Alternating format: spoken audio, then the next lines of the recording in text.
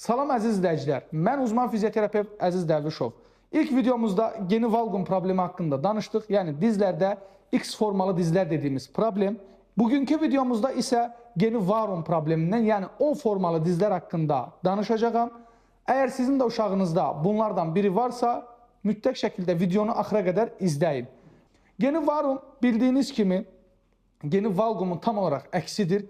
Geni valqumda dizlər bir-birinə yaxınlaşır, topuqlar bir-birindən uzaqlaşırdı. Burada isə dizin iç qismləri bir-birindən uzaqlaşır və topuqlar bir-birinə yaxınlaşır. Bildiyiniz O formalı şəklində dizlərin quruluşu bu şəkildə olur.